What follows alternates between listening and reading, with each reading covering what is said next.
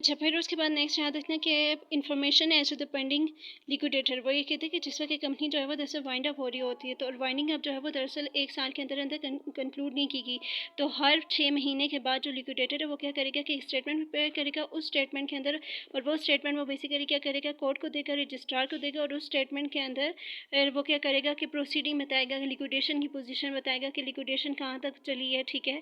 और उसमें ऑडिटर की भी रिपोर्ट होगी। फिर उसके बाद नेक्स्ट है कि कोई भी पर्सन जो कि बेसिकली खुद को कंपनी का क्रेडिटर या फिर लिक्विडेटर बताता है, ठीक है, या फिर कोई भी पर्सन जो कि बेसिकली क्रेडिटर है या फिर कंट्रीब्यूटर है या फिर उसका कोई एजेंट, वो पेमेंट देकर अगर वो उस स्टेटमेंट को इंस्पेक्ट करना चाहे तो वो कर सकते हैं, ठीक है।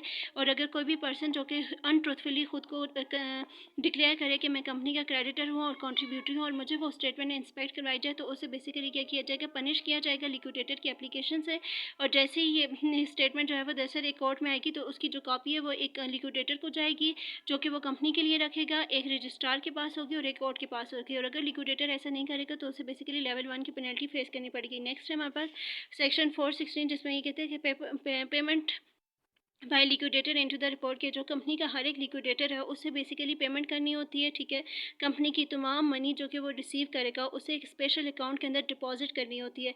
वो स्पेशल अकाउंट उसने खोला हुआ होता है शेड्यूल बैंक के अंदर। शेड्यूल बैंक वो बैंक होता है जो उससे गवर्नमेंट ने अप्रूव किया होता है, और अगर वो 3 दिन से ज़्यादा इन पैसों को रखेगा और वो 3000 रुपीज़ से ज़्यादा वो एक्सीड करेगा, तो लिक्विडेटर पर जो अगर लिक्विडेटर उन कंपनी की अमाउंट को जो है वो 3 दिन से ज़्यादा अपने पास रखेगा और वो अमाउंट 10,000 रुपीज़ से ज़्यादा हो, तो उस पर इंटरेस्ट लगेगा। हर महीने उस पर 2% इंटरेस्ट रेट लगता है। उसके अलावा उसे उसकी सैलरी काटी जाती है, ठीक है। उसके अलावा उसे उसकी पोजीशन से हटाया जाता है, ठीक है।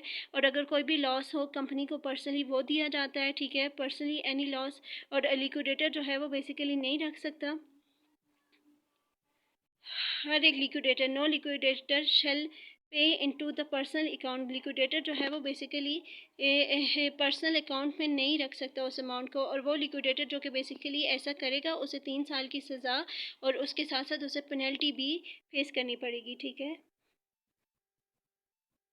उसे फ़ाइन हो सकता है, एक्सीड कर सकता है 500 रुपीज़ से ज़्यादा, ठीक है। 500 रुपीज़ से ज़्यादा भी का फ़ाइन हो सकता है, ठीक है।